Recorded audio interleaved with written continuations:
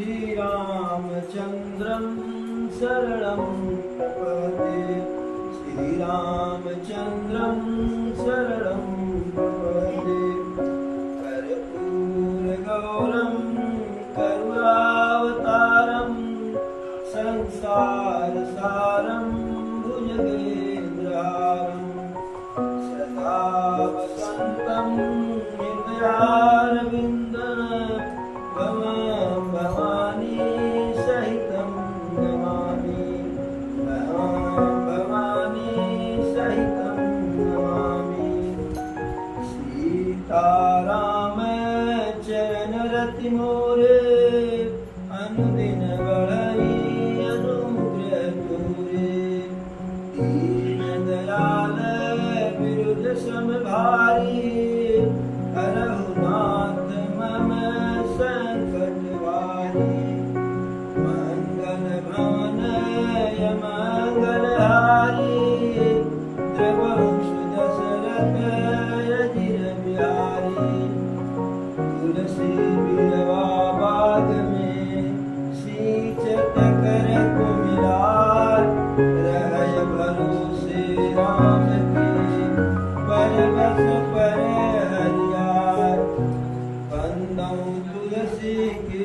चरण जिनकी नो जग काल कल समुद्र डूबत लख्यो प्रगट्यो सप्त जहाज एक घड़ी आधी घड़ी आध्यो में पुनियाद तुलसी संगत साधु कर हरहि कोटि अपराध राम मड़ैया राम की बसय गंग के तीर अटल राज महाराज की चौकी हनुमत वीर हरे राम नाम अति मीठा है राम नाम अति मीठा है कोई जाके देख ले राम नाम अति मीठा है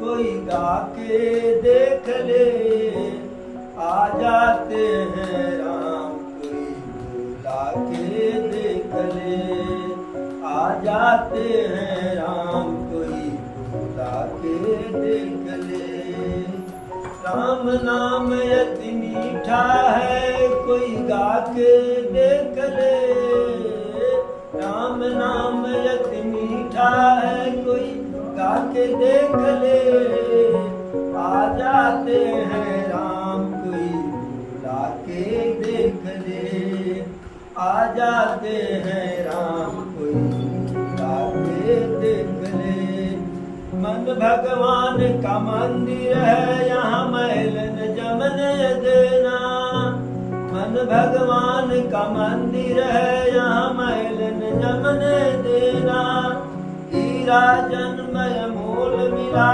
इस व्यर्थ न जाने देना मन भगवान का मंदिर है इसे यहाँ महल न जपने देना मन भगवान का मंदिर है यहाँ महल न जमने देना हीरा जन्मय मोल मिला इस व्यर्थ न जाने देना शीश दिए हरि मिलते हैं शीश दिए हरि मिलते हैं कोई लुटा के देख ले आ जाते हैं राम कोई बुला के देख ले आ जाते हैं राम कोई बुला के देख ले हे राम नाम अति मीठा है कोई गा के देख ले आ जाते हैं राम कोई बुला के देख ले एक बार बोलो प्रभु श्री रामचंद्र की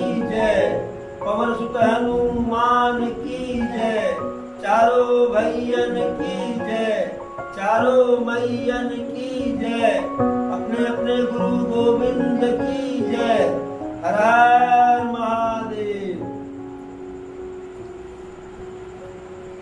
जब भरत जी की बात जो है सभी अवधवासी सुने, सभी देवी देवता सुने तो, और सभी ऋषि मुनि सुने तो अवधवासी तो कम, लेकिन देवी देवता ऋषि मुनि साधु सज्जन सब जो है अति प्रसन्न हुए और देवतागण प्रसन्न होकर के पूरे उस जो समाज बैठा हुआ था, जिसमें वशिष्ठ जी जैसे प्रकांड विद्वान श्रेष्ठ गुरु प्रभु राम, भरत जी, शत्रुघ्न जी, लक्ष्मण जी और जो अवधवासी थे केवट राज, निषाद, पूर्ण, बिरल, किरात, वनवासी जो भी थे, सबके ऊपर देवतागण आसमान से पुष्प वर्षा किए। अब असमंजस बस अवध निवासी और प्रमुदित मन तापस वनवासी। अब जो अयोध्यावासी हैं असमंजस में कि प्रभु चलेंगे कि नहीं चलेंगे, नहीं चलेंगे तो हम लोगों को यहाँ से जाना होगा। तो यह दर्शन जो 4 दिन से कर रहे हैं, वह दर्शन करने का भाग्य जो है अब समाप्त होगा। और चुप ही रहे रघुनाथ सकोची और प्रभु गति देखी सभा सब सोची। अवधवासी प्रभु श्री राम के प्रभाव के कारण, उनके संकोच के कारण बिल्कुल चुपचाप शांत है और प्रभु गति देखी सभा सब सोची।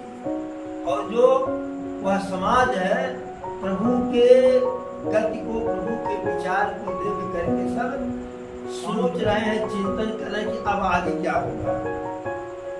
ठीक उसी समय मिथिलापुर से महाराज जनक के दूत आ गए, क्योंकि जब यह सूचना मिथिला नगर में पहुंची, महाराज जनक के राजसभा में पहुंची कि अयोध्या में तो बहुत गड़बड़ हो गया है।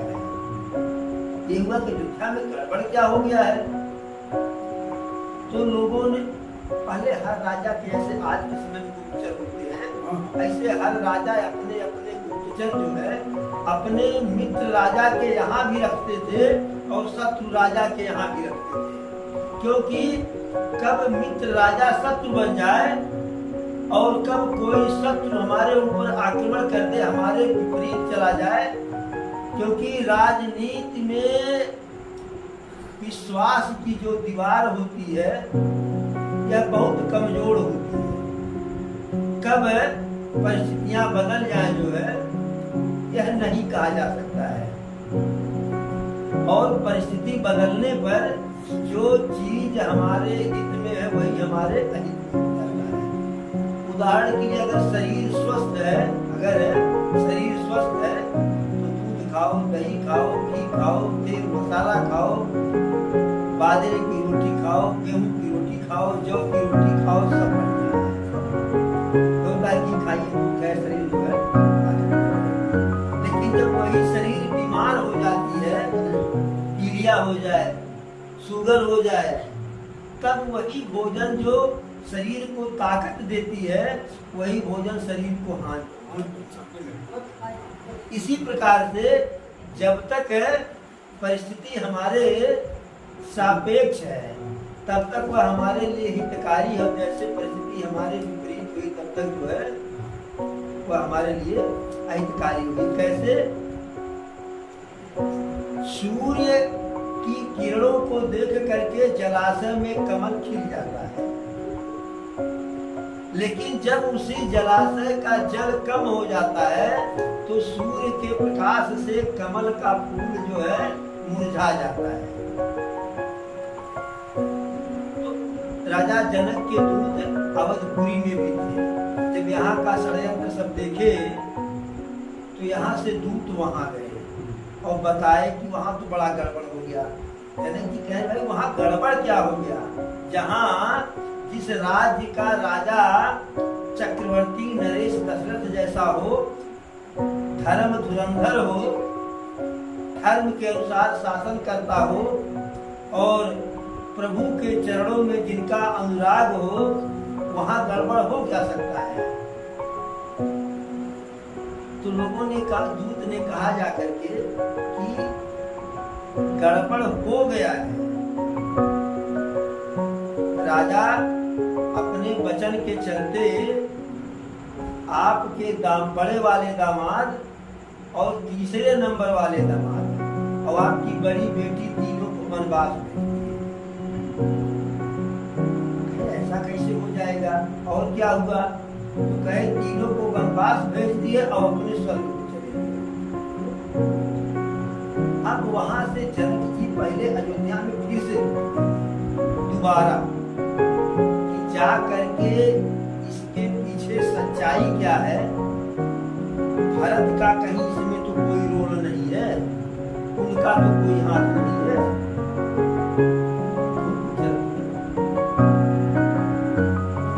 कहीं उनका तो हाथ नहीं है। तो वहां से दूत आए, भरत जी कह राज्य से अयोध्या में वापस आ गए। तो भरत जी के व्यवहार को लख करके जो है, जो दूत वहां से आए थे, स्वयं को नहीं लखाए, यह अपना परिचय में लोगों में अपनी पहचान नहीं होने दिए कि हम जनकपुर के दूत हैं और भरत भैया का जो है विचार जानने आए हैं। और जब वहाँ के दूत यहाँ आए और भरत जी के विचार को देखे, तो जा करके वहाँ राजा जनक से कहे कि भरत के प्रति जो मन में शंका आया, उस मन में शंका यानी मात्र से जो होता है कि मन कर्म वाणी, तो मन मानसिक जो अपराध हुआ, उस मानसिक अपराध का भी परिणाम अच्छा नहीं है। भरत जी तो बहुत ही श्रेष्ठ है, प्रभु के चरणों में उनका जो है विशेष प्रकार का अनुराग है। अब वहां से जनकपुर से जनक जी अपने संपूर्ण जो है समाज के साथ, जैसे अयोध्या में भरत जी राज्य की रखवाली के लिए बढ़िया बढ़िया जो है विश्वास पात्र लोगों को छोड़ करके गए थे, वैसे जनक जी भी जो है जनकपुर में विश्वास पात्र नौकर, सेना, सचिव, मंत्री, संतरी इत्यादि को रख करके रखवाली के लिए छोड़ करके शेष लोगों को ले करके, अपने समाज को ले करके चित्रकूट के लिए चले। और यमुना नदी के तट पर, जैसे प्रयागराज गंगा का जो है, गंगा तट को, गंगा नदी को पार किए गंगा जी को, यमुना के तट पर पहुँचे, यमुना में स्नान किए, मंदाकिनी के इस पार ही रहे, तो दूत को भेज दिए कि जा करके वहाँ सूचना दे आइए कि जनक जी आ रहे हैं। तो जिस समय यहाँ भरत जी, वशिष्ठ जी, प्रभु राम और सारे लोग मंथन कर रहे थे चित्रकूट में, पंचवटी में बैठ करके प्रभु के आश्रम में, ठीक उसी समय दूत आया। किसी निष्कर्ष पर समाज जो है, किसी निष्कर्ष पर लोग पहुँचे नहीं थे, सब अपनी अपनी बात जो है अपने अपने ढंग से कहे। प्रभु भरत जी के पाला में गेंद डाले, तो भरत जी जो है प्रभु के पाला में गेंद डाल दिए कि मैं क्या कहूँ, जो है मेरे कहने से क्या होगा जो है, और मैं कहूँ तो ठीक नहीं है, इसलिए जो प्रभु को उचित हो वही प्रभु करे। ठीक उसी समय जनकपुर के दूत आए, और जैसे ही दूत वहाँ आए, वशिष्ठ जी को सूचना मिली जो है, तो वशिष्ठ जी तुरंत दूत को अपने पास बुला लिए। और दूत करी प्रणाम तिन्ह राम निहारे, बेसु देखी भय निपट दुखारे, दूतन मुनिवर बूझिय बाता, कहु विदेह भूप कुशलाता।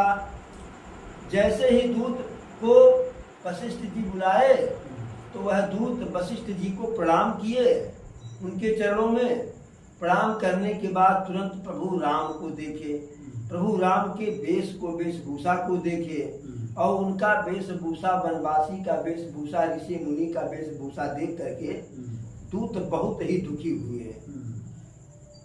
वशिष्ठ जी दूत से महाराज जनक और उनके राज्य की कुशलता पूछे कि कहु विदेह भूप कुशलाता, राजा जनक कैसे हैं, उनकी राजधानी, उनका राज्य कैसे है।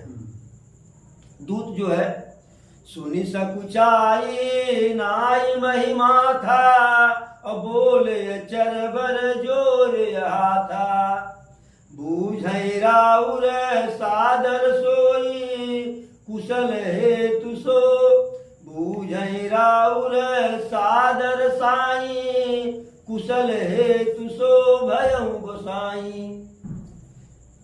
तो दूत हाथ जोड़ करके सकुचा करके पृथ्वी की तरफ, जमीन की तरफ झुक करके हाथ जोड़ करके बोले बूझब राउर सादर साई, यानी आपका आदर के साथ पूछना ही जो है कुशल हेतु सो भयउ गोसाई।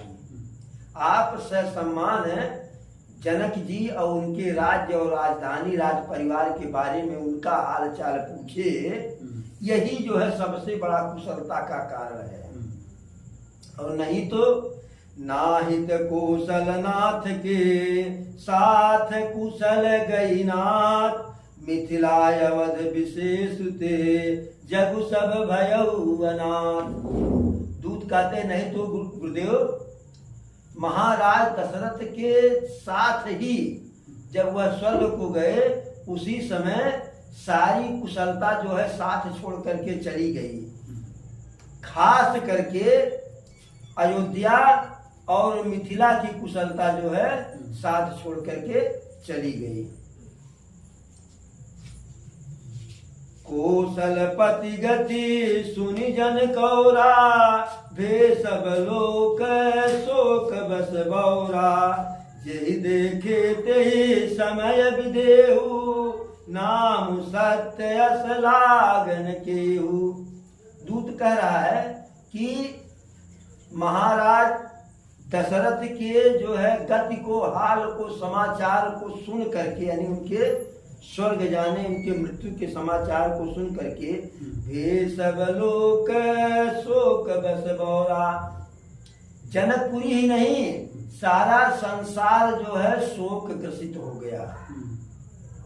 और जो उस समय जनक जी को देखे, जब यह उनको समाचार मिला कि महाराज दशरथ जी स्वर्ग को सिधार गए हैं, जब यह समाचार जनक जी पाए, उस समय जनक जी को जिसने भी देखा, जेहि देखे तेहि समय विदेहु, नाम सत्य यस लागन केहू।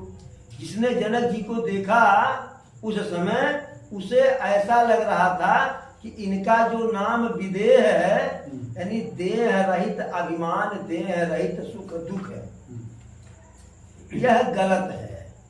इनका नाम विदेह नहीं है, विदेह नाम इनका सत्य नहीं। क्योंकि जो व्यक्ति विदेह हो, यानी शरीर से कोई मोह न हो, उसे न कोई शोक होता है, न कोई किसी विशेष प्रकार का आनंद होता है।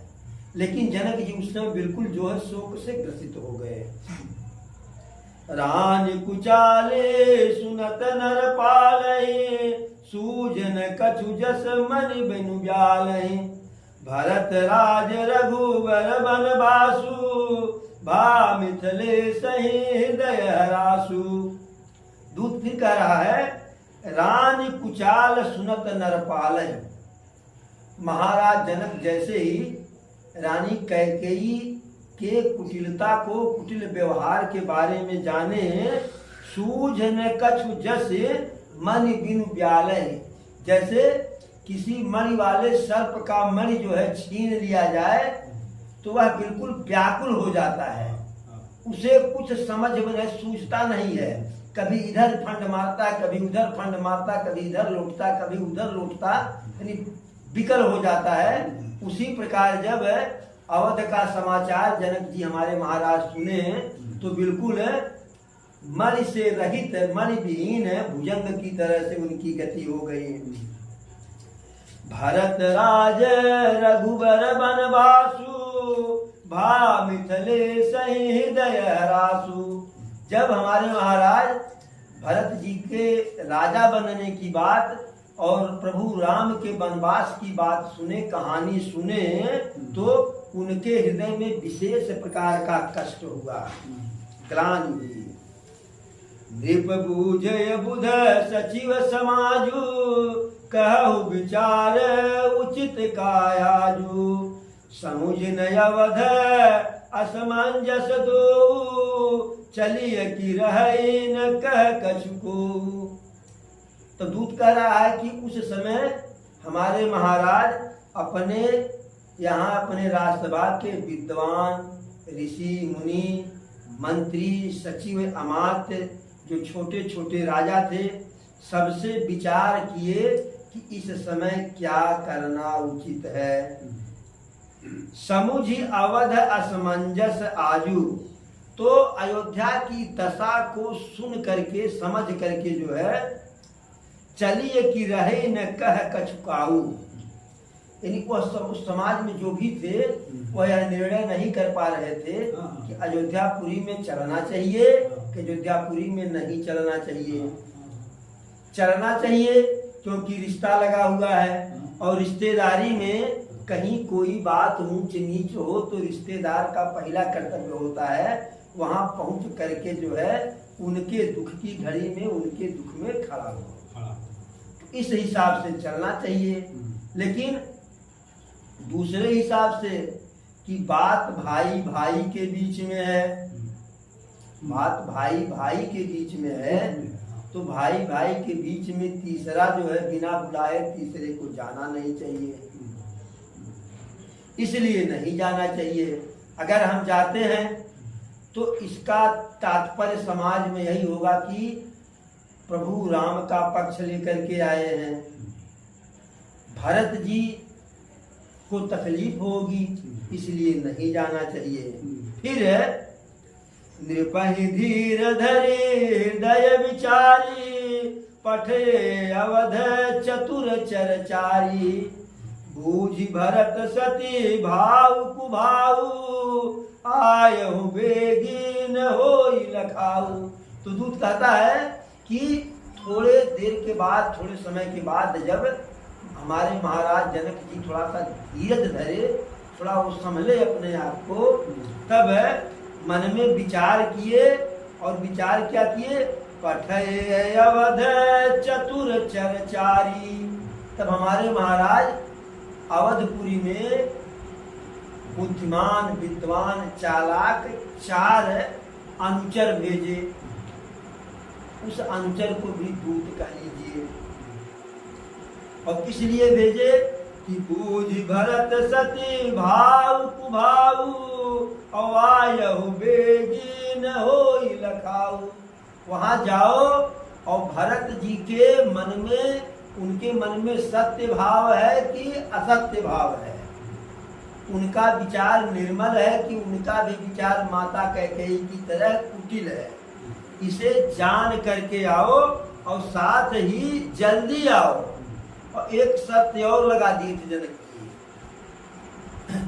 न हो लखाऊ। वहां जाइए लेकिन कोई आपको पहचान न पाए कि आप जनकपुर से आए हैं। तो ऐसा जो है हमारे महाराज ऐसा कह करके दूत भेजे, और दूत अवधपुरी में गए और भरत जी के जो है विचार को, भरत जी के व्यवहार को आ करके हमारे महाराज को बताए। जब हमारे महाराज को बताए भरत जी के निर्मल चरित्र जो है, प्रभु के प्रति प्रेम, प्रभु के प्रति अनुराग, श्रद्धा, भक्ति, तो हमारे महाराज जी बिल्कुल संतुष्ट हो गए। और तब अयोध्या जाने के लिए, अयोध्या में किसके पास जाएं? अयोध्या में है कौन भाई? समधी जाएंगे तो समधी से मिलेंगे, तो समधी से तो मिलना संभव ही नहीं, क्योंकि समधी जो है भार झोंक सब भार में और रही मन उतरे पार। तो महाराज दशरथ जी अपना सारा भार राम और भरत के ऊपर छोड़ करके पार हो गए थे। तो अब अयोध्या में जाने की कोई बातें नहीं। गए अवध चर भरत गति बूझ देखी कर तू चले चित्रकूट ही भरतु चार चले तेरहू। जब वहां से दूत आए और भरत जी के जो है व्यवहार, उनके कर्म, उनके कार्य को बताए कि भरत जी का चरित्र तो गंगा जल से भी अधिक निर्मल है, पूर्णमासी के चांद से भी अधिक धवल है, स्वच्छ है, कीर्तिमान है, कांतिमान है। और भरत जी राजा नहीं बने, प्रभु राम को ही राजा बनाने के लिए सारा राज्याभिषेक का सामान लेकर के चित्रकूट को चले। तो जब वह चित्रकूट को चले, जब यह सूचना मिथिलापति जनक जी को मिला तो आगे चित्रकूट को चल दिए।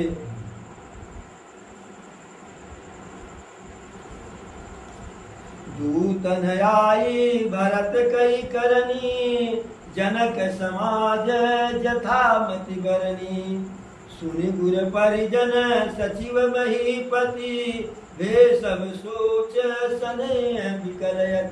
जब दूत जाकर के कहा जनकपुर में कि भरत जी तो चित्रकूट गए हैं अपने बड़े भैया राम को मनाने के लिए, तब इधर जो है सब सुनि गुर परिजन सचिव महीपति वे सब सोच सने विकलयति।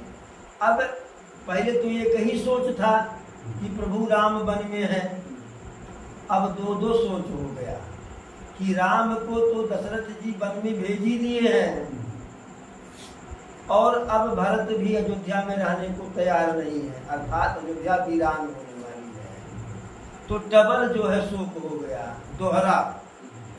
सब वहां के जनकपुरी के सभी लोग विकल हो गए, सोच से, चिंता से ग्रसित हो गए। फिर बता रहे हैं कि तब हमारे महाराज योग्य मंत्री, सचिव, रक्षक इत्यादि को बुलाए और जनकपुर की रखवाली उनको सौंप दिए और हाथी घोड़ा रथ के साथ यहाँ आए। दू घर साधी चलिए तत्काला किए विश्राम न मग मही पाला। हो रही आजू नहाय प्रयागा चले जमुन उतरन सब लागा। दूत कह रहा है कि 2 घड़ी में ही तैयार हो गए, समय नहीं लगा और चले तत्काला। तत्काल वहां से जनकपुरी से चित्रकूट के लिए चल दिए। किए विश्राम न मग महिपाला। जनकपुर से प्रयागराज तक पहुंच गए। प्रयागराज में स्नान किए, प्रयाग गंगा मैया को जो है पार कर गए, यमुना नदी पे पहुंच गए। जो है यमुना नदी भी उतर गए, लेकिन कोई कहीं भी विश्राम नहीं किए। और हमको जो है यहाँ का खबर जो है लेने के लिए और यह सूचना देने के लिए भेजे हैं, जो है कि जा करके हम बता रहे कि जनक जी आ रहे हैं। जब यह बात वशिष्ठ जी सुने कि जनक जी आ रहे हैं, तो उन दूत के साथ किरात 6-7 दीने और मुनिवर तुरत विदा चर कीने।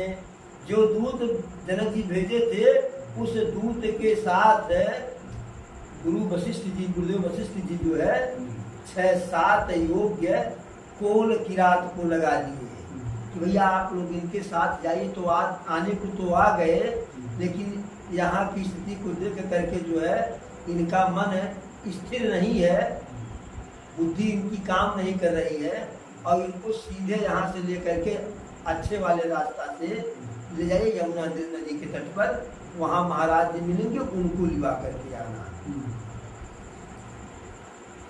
सुनत जनक आगमन सब, हर्ष अवधु समाज, रघुनंदन ही सकोच बड़े, सोच विवश सुरराज। जब अवधपुर के लोग जो है यह सुने कि महाराज जनक जी भी आए हैं, सब बहुत प्रसन्न हो गए। अब प्रसन्न क्यों हुए? क्योंकि अभी तो गुरुदेव के कहने पर हम लोग 2-4 दिन रुक गए थे, भरत जी के कहने पर रुक गए थे। अब एक बहाना मिल गया, भाई नए नए रिश्तेदार आए हैं तो उनका भी तो स्वागत 2-4 दिन करना चाहिए, तो 2-4 दिन उनके स्वागत में रुक जाएंगे। जैसे पहली बार विवाह होने के बाद, गौना आने के बाद ससुराल जाइए, तो ससुराल का क्या हवा भगत जो है, पहली बार जाने के बाद चाहे अमीरे के यहाँ जाओ चाहे गरीबे के यहाँ, लेकिन वो का पूछना है। सास जी अलगे जो है, बाबू बाबू भैया भैया, सरहद अलगे, जीजा जीजा जीजा जीजा, साली अलगे, जीजा को देखेगी मुस्कुराएगी, भोजन बढ़िया बढ़िया, सब्जी भी 2 नहीं 3 तरह 3 प्रकार का, ऊपर से सलाद, ऊपर से अचार, हरा मरचा भी, दाल में भी घी और रोटी में भी घी, और इतना नहीं चावल भी फ्राई। अब यह क्या पूछना है, ससुराल का आनंद है। तो अब जब पहली बार ससुराल जो है पहुना गए, जब सुबह आने के लिए तैयार हुए, तो ससुर जी कहे तो बाबू आज रुक जाइए, और पहली बार आए हैं, इनका कुछ जो है कपड़ा वपड़ा ले आए तब जाए वो। अब ससुर जी कह दिए, अरे सासू तीरथ ससुरा तीरथ, और तीरथ साला साली है, और सब तीरथ को वैसे वैसे चारों धाम घर वाली है। और ससुर जी कह दिए ससुरा तीरथ, सबसे बड़ा तीरथ जो कह दिए कि भैया आज हम जाओ, तो ससुर जी की बात, और ऊपर से ससुर जी जाएंगे तो कपड़ा भी लाएंगे, कुछ और ला करके देंगे। तो एक दिन उसमें रुक गए, दूसरे दिन तैयार हुए, सास जी प्रेम से कहे पहुना को रोज रोज आवे कि नहीं गए, अब आयल बाटा तो एक दिन और रुक जा हमारे कहने। एक दिन सास जी के कहने से रुक गए, फिर अगले दिन तैयारी हुई, सरहद जो है पूरा बन ठन करके आई, का जीजा बड़ा आपको बोल लगा कि रात भरे कहने जाओ। अब सरहद के कहले एक रात, और फिर अगले दिन तैयारी हुई तो साली आ गई। मैं सबके कहने पर रुके, हमारे कहने पर नहीं रुकेंगे जीजा। तो एक रात साली के कहने पर, तो अब अवधवासी जो है इसी में जो है लोई लाए हैं कि अगर प्रभु कहेंगे भी जाने के लिए तो प्रभु से साफ साफ कह देंगे, प्रभु नया नया रिश्तेदार आए हैं और जंगल में उनकी सेवा कौन करेगा, हम लोग 2-4 दिन रह करके सारे लोगों की सेवा कर कर जो है, नहीं तो आप अकेले किसका किसका सेवा करें, किसकी खातिरदारी करेंगे, किसको पानी, पूरा समाज आया हुआ है कि कैसे पानी पिलाएंगे, कैसे भोजन कराएंगे, क्या आप अकेले कैसे सेवा करेंगे। तो 2-4 दिन और जो है पक्का हो गया। तो अवधपुरी के लोग इसमें प्रसन्न हैं। लेकिन रघुनंदन ही सको चुगड़ और सोच विवश सुरराज, लेकिन प्रभु जो है एकदम संकोच में आ गए। संकोच में क्या आ गए कि तो घरेलू मैटर था कि पिताजी वन में भेजे हैं, अब ससुर जी क्या सोचेंगे, और भरत तो मुझसे छोटा है, वह कह नहीं पाया कि वापस चलिए, लेकिन भरत जी कहीं जो है जनक जी से कह देंगे धीरे से, तो भरत जी की भी जो जनक जी, भरत भी तो जनक जी के दामाद हैं, तो अपने इस दामाद का बात मान लेंगे। और जनक जी हमारे पिता के समान है। वह दामाद के प्रेम में, हम दोनों दामाद के प्रेम में कहीं कह देंगे कि भैया भरत जी की इच्छा है वापस चले चलिए, तो पिता की बात, एक पिता की बात मान करके आए तो दूसरे पिता की बात टालें कैसे? तो प्रभु को यह संकोच है। और सोच विवश सूर्यराज, जो देवराज इंद्र हैं और सारे देवता हैं, वो एकदम जो है सोच से विवश कि अब न बनते अब बने। वशिष्ठ जी ज्ञानी सीधे कहे नहीं, भरत जी प्रभु के सेवक, तो सेवक स्वामी से कुछ कहेगा नहीं, लेकिन जनक जी ज्ञानी हैं,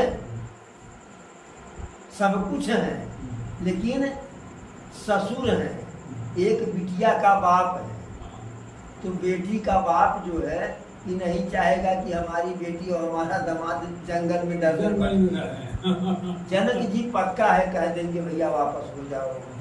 अब देवता लोग इसी सोच में ग्रसित हैं। गरई गलाने कुटिल कह के काई कह के दूषण देई, असमन आने मुदित नर नारी और भयउ बहोरी रहब द्विचारी। अब जनक जी का भी समाज आ रहा है।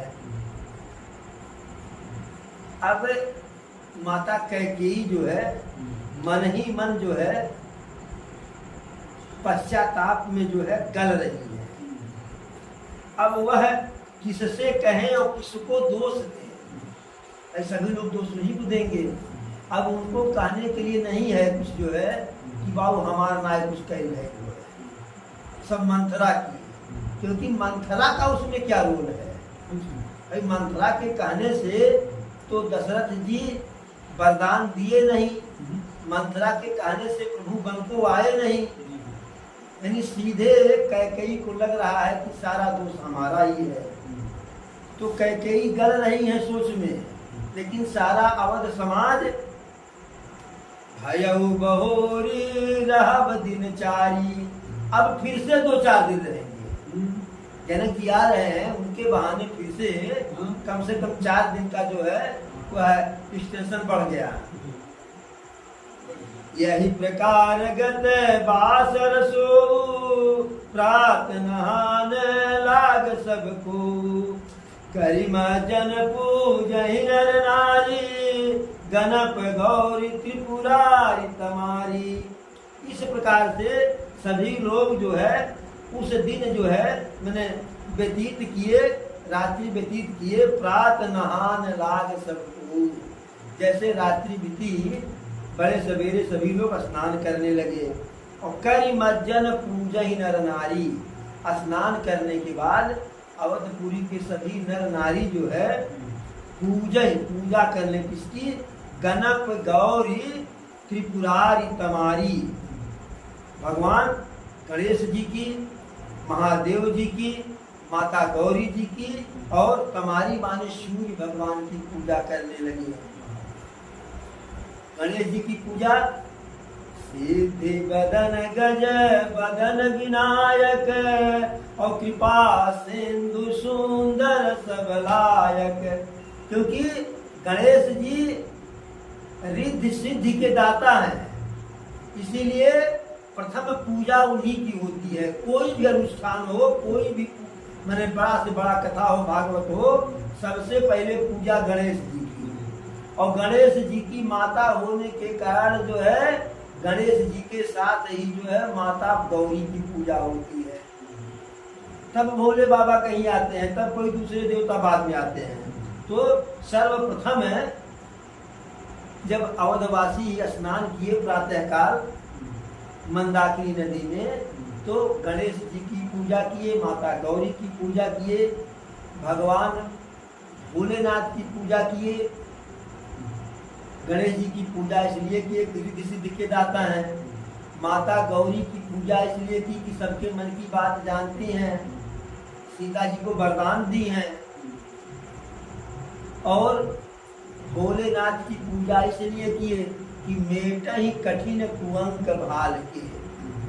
यदि आप के भाग्य में कुछ गलत लिखा हुआ है तो शंकर जी की पूजा करने पर जो है कुछ हद तक उसे जो है वो मेट देते हैं, कठिनता को जो है थोड़ा सरलता में बदल देते हैं।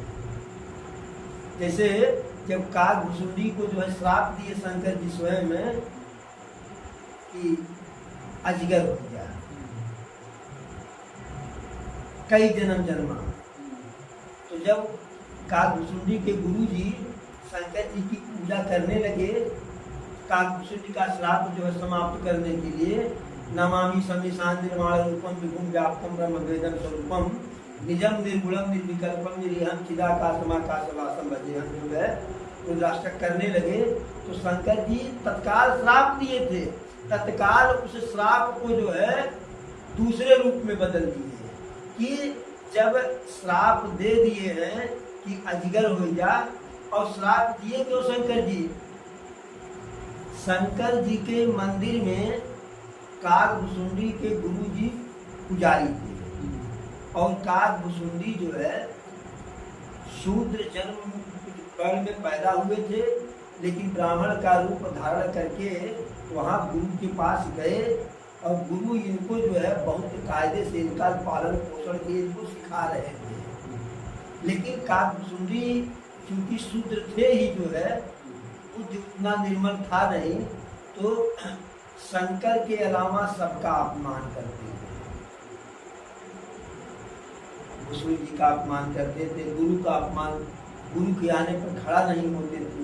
तो एक बार ऐसे उनके गुरुदेव आए और बैठे रहे, खड़ा नहीं हुए, तो शंकर जी को जो है बहुत बुरा लगा कि गुरु का इतना बड़ा अपमान। तो शंकर जी श्राप देते, जाओ अजगर हो जाओ, अजगर की तरह से बैठे हो तो अजगर हो जाओ। लेकिन अब उनके जो गुरु थे जब श्राप सुने तो संत हृदय नवनीत समाना, और कहीं न कभी पर कहीं न जाना। संत का हृदय मक्खन की तरह से मुलायम होता है, ऐसा कवियों ने कहा है। लेकिन फिर आगे कहते हैं कहीं कभी पर कहीं न जाना। कवियों ने कह तो दिया, लेकिन कभी संत के हृदय का जो उपमा मक्खन से लिए वह जो है वह भी पर्याप्त नहीं है। क्यों नहीं पर्याप्त है? मक्खन के ऊपर जब स्वयं आँच आता है, मक्खन को ताप मिलता है, तब मक्खन पिघलता है। लेकिन संत अपने तकलीफ को, अपने दुख में नहीं पिघलता है, दूसरे के दुख को देख करके पिघल जाता है। अपना दुख तो संत है झेल लेता है। आप लोग रामकृष्ण परमहंस का नाम सुने होंगे, जिनके शिष्य स्वामी विवेकानंद थे। तो अंत समय में रामकृष्ण परमहंस को गले का कैंसर हो गया था, और कैंसर में कितनी पीड़ा होती है, और माता काली के बहुत बड़े पुजेर थे, बहुत बड़े भक्त थे जो है रामकृष्ण परमहंस। तो उनके एक शिष्य ने कहा कि आप माँ काली के बहुत बड़े भक्त हैं, अगर माता से चाहेंगे तो आपका कैंसर ठीक हो जाएगा। तो परमहंस जी कहे कि माता की भक्ति तो की है, लेकिन आज तक कुछ मांगे नहीं है। अब अंत समय में क्या मंगवाओगे? मंगन न बनाओ। लेकिन उनके शिष्यों ने बहुत अनुग्रह किया, आग्रह किया, वह मांगने को तैयार नहीं थे। लेकिन शिष्य के कहने पर विवश हो गए। शिष्यों का अपने मांग रखने के लिए माता काली जब आई स्वप्न में, तो कहे माता मेरी अपनी इच्छा तो नहीं है, लेकिन अब शिष्यों का मांग रखने के लिए हम आपसे मांग रहे हैं कि मेरे गले का कैंसर ठीक कर दीजिए। तो माता कही परमहंस अब तुम्हें अपने गले की चिंता हो गई? संसार में कितने गले ऐसे हैं, गला है, सबकी चिंता नहीं है, अपनी चिंता है। परमहंस माता जी क्षमा कीजिए, नहीं चाहिए, गला ठीक नहीं कीजिए, कैंसर ठीक नहीं कीजिए। तो शिष्यों से कहे कि भाई देखिए हम कह रहे थे नहीं मांगना है, लेकिन आप लोग कहे उचित नहीं हुआ जो है। तो उसी प्रकार परमहंस जी दूसरे के दुख को देख करके माता काली से अनुरोध कर लेते थे और माता काली सुन भी लेती थी, लेकिन अपने लिए कभी मांगे नहीं। उसी प्रकार संत अपने दुख में दुखी नहीं होता है, दूसरे के दुख में दुखी होता है। और मक्खन जो है अपने ऊपर जब आँच आता है तब पिघलता है। तो इसी तरह से जो है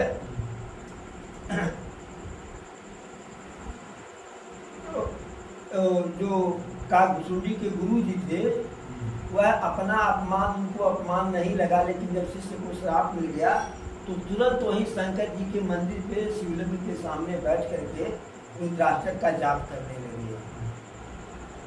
और जाप में यही कहे कि हमारे शिष्य से गलती हो गई है, नादान है, अज्ञान है, आप तो महान है, आप तो भगवान है, आप न नादान है न ज्ञान है। और रुद्राष्टकम इदम प्रोक्तम विप्रेण हरितोषयत ये पठन नरा ते शंभु प्रसीदति। यानी जो शंकर जी का रुद्राष्टक का पाठ करता है उसके ऊपर शंकर जी प्रसन्न होते। तो शंकर जी काकभुसुंडी के गुरु जी के पूजा अर्चना से प्रसन्न हुए। तो कहे क्या चाहिए, कहे कि जो श्राप दिए हैं श्राप जो है मेट दीजिए। कहे श्राप मेटा तो नहीं जाएगा, यह 84 योनि में भ्रमण करेंगे, लेकिन जो जन्म और मृत्यु के समय जन्मत मरत विषह दुखदाई, तो जन्म मृत्यु के समय जो पीड़ा होती है उस पीड़ा से इनको मुक्त किया जा रहा है। वह पीड़ा इनको तिल मात्र नहीं होगा। तो जब पीड़ा नहीं होने की बात आई और शंकर जी कह दिए तो बिल्कुल अमिट था, जो है मिटने वाली बात नहीं थी। तो काकभुसुंडी जी को जब इच्छा हुई तब अपने शरीर त्याग दिए, जब इच्छा हुई दूसरे शरीर में जन्म नहीं दिए। और ऐसे अदलते बदलते जो है एक बार वह ब्राह्मण पुत्र के रूप में जन्म लिए काकभुसुंडी, और तब वह प्रभु के भक्त हुए, प्रभु राम के भक्त हुए।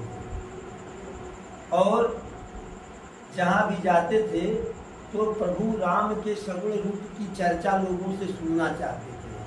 तो एक बार लोमस ऋषि के पास चले गए। अब यह प्रभु राम के सगुण रूप की चर्चा सुनना चाहते थे, कथा सुनना चाहते थे, और लोमस ऋषि इनको निर्गुण भगवान की कथा सुना रहे थे। वो जितने कथा कहते गए उतने जो निर्गुण के रूप में उतने ही सगुण का जो है बार बार प्रश्न करते गए।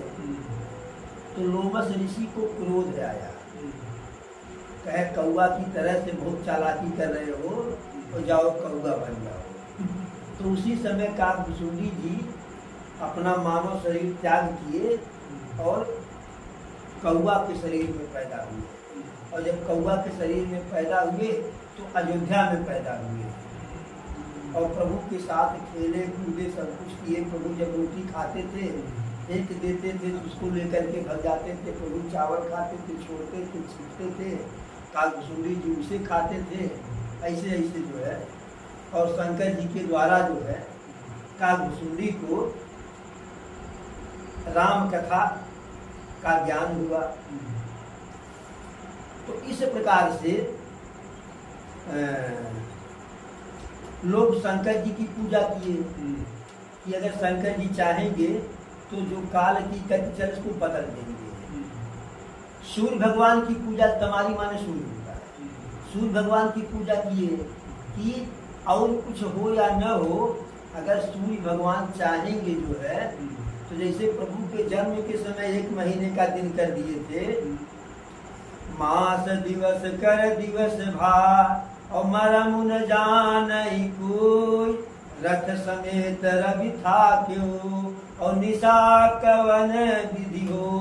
तो एक बार सूर्य भगवान की लीला अयोध्यापुरी के लोग देख चुके थे। जब प्रभु का जन्म हुआ था तो सूर्य भगवान जो है प्रभु का दर्शन करने के लिए कहे कि हमारे घोड़े थक गए हैं, अभी आगे जाने वाले नहीं, 7 घोड़े थक गए हैं। अब जब घोड़े थक गए तो अब आगे कैसे बढ़े सूर्य भगवान का। तो अयोध्या जी के ठीक सामने सूर्य भगवान 1 महीना रुक गए। मास दिवस कर दिवस है, मरम न जाने, कोई जान नहीं पाया। और लोग जान क्यों नहीं पाए? प्रभु के जन्म के समय सब इतने मगन थे कि दिन छोटा लग रहा था। तो महीना भर का दिन उन लोगों को 24 घंटे वाला दिन रात लगा जो है।